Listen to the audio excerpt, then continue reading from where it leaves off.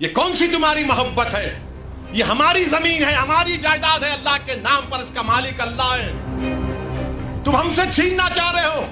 تمہارا دل نہیں بھرا 6 دسمبر سے؟ تمہارا دل نہیں بھرا دلی کی سڑکوں پر ہمارے خون کی ہولی کھیلنے سے؟ تمہارا دل نہیں بھرا ہمارے بچوں کا انکاؤنٹر کرنے سے؟ تمہارا دل نہیں بھرا بلڈوزروں سے ہمارے گھروں کو توڑنے سے؟ تمہارا دل نہیں بھرا ہمارے بچوں کے سروں سے حجاب کھینچنے سے؟ تمہارا دل نہیں بھرا ہم کو اس ملک کی شریعت ختم کرنے کا قانون بنایا، اب تم ہم کو ہمارے وجود کو مٹانا چاہتے ہو؟ خدا کی قسم اپنے وجود کو مٹنے نہیں دیں گے انشاءاللہ تعالی۔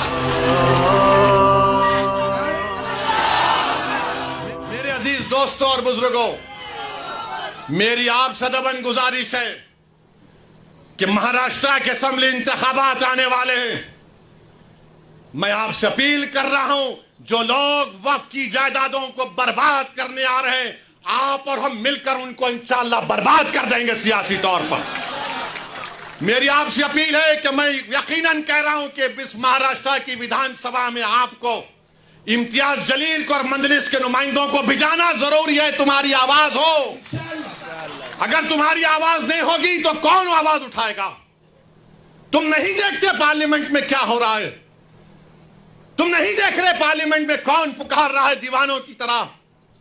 کیا تم کو نظر نہیں آ رہا کہ کس کے کلیجے میں، سینے میں، کس کی آنکھ میں آنسو ہے جو تڑپ تڑپ کر دیکھ رہا ہے کہ میرے بربادی کا قانون میرے آنکھوں کے سامنے بنایا جا رہا ہے؟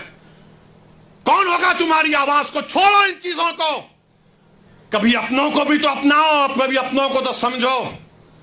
جو تمہارے لیے دنوں رات محنت کر رہے ہیں ان کی آواز بنا کر بھجاؤ۔ یقیناً ہرانا ہے انشاءاللہ تعالی، ان لوگوں کو ہرائیں گے انشاءاللہ تعالی، مگر ہرانے کا مطلب یہی نہیں ہے کہ تم اپنی آواز کا گلا گھونٹ دو۔ تم اپنی آواز کا گلا گھونٹ کر کیسے دوسروں کے سر پر تاج رکھ سکتے ہو؟ مجھے بتاؤ، یہ تو نہیں ہو سکتا میرے بھائی۔ تو میری آپ سے گزارش ہے کہ اس بات پر بھی آپ غور کریے، ہم لڑ رہے ہیں اور لڑتے رہیں گے انشاءاللہ تعالی۔ اور اگر مودی یہ قانون بناتے ہیں تو جیسا کہ پرسنل لا بورڈ نے فیصلہ لیا کہ اگر احتجاج ہوگا مودی جی تو آپ ہمارے وجود کو مٹانا چاہ رہے ہیں، بہتر یہ ہے کہ میں روڈ پر آ کر اپنے آپ کو ختم کر لوں، مگر اپنے گھر میں بیٹھ کر اپنی جائیدادوں کو چھیننا نہیں دیکھ سکتا جو اللہ اس کا مالک ہے۔ میں گھر میں بیٹھ کر نہیں دے سکتا کہ جس کا مالک اللہ ہے اس کو جائیداد کو چھین لیا جائے۔ یہ حکومت کی ذمہ داری ہوگی۔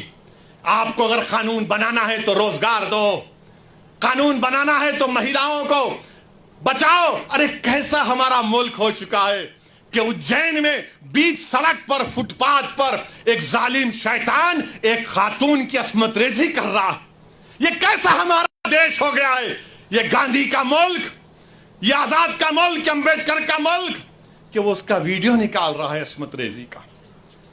یہ کیسا ہمارا وطن ہو گیا ہے جب ہم نے انگریزوں سے کھندے سے کھندا ملا کر جلیانوالہ باغ میں اپنی جانوں کو دے دیا، ہم نے کالا پانی کی سزائیں ہمارے ہندو بھائیوں کے ساتھ کاٹی۔ آج ایک اشرف منیہار کو ٹرین کے ڈبے میں پیٹا جاتا ہے تو کوئی اف نہیں بولنے تیار، بچانا تو چھوڑو کوئی اف بولنے کے لیے تیار نہیں ہے۔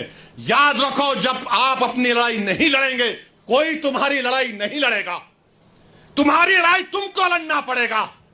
تم 70 سال سے سوچ سوچ کر دھوکہ کھا چکے ہو کہ کوئی اور ہماری لڑائی لڑے گا۔ نہیں میرے بھائی، تاریخ میں اگر نام لکھا جانا ہے تو یہ وقت ہے اپنی لڑائی لڑنے کا، یہی وقت ہے اپنے ووٹ سے اپنے نمائندوں کو اورنگ آباد سے بھجانے کا۔ تو میری آپ تمام سے گزارش ہے کہ آپ پرسنل لا بورڈ نے جو آپ کے سامنے بات کہی ہے، آپ جوائنٹ ورکنگ کمیٹی کو اپنے اعتراضات، اپنا پروٹیسٹ ای میل اور پوسٹ کے ذریعے بھیجائیے۔ 15 سپٹمبر آخری تاریخ ہے، اور اللہ سے کثرت سے دعا کریے کہ پروردگار تو ہم کو زندہ رکھ کر یہ نظارے مت دکھا کہ ہماری زمینیں جس کا تو مالک ہم سے چھین لی جائیں۔ اللہ سے ہم گر گڑا کر سربسود ہوئے، سے گر گڑا کر بھیک مانگیں، اتحاد پیدا کریے۔ یہ قانون نہ دیوبندیوں کے مفاد میں ہے، نہ بریلویوں کے مفاد میں ہے، نہ اہل حدیث کے مفاد میں ہے، نہ بوری سماج کے مفاد میں ہے، نہ اثنا عشری شیعہ کے مفاد میں ہے، نہ آغا خانی شیعوں کے حق میں ہے، کسی کے حق میں نہیں ہے۔ یہ صرف اور صرف موڈی جائیدادوں کو چھیننے کے لیے قانون بنا رہے ہیں.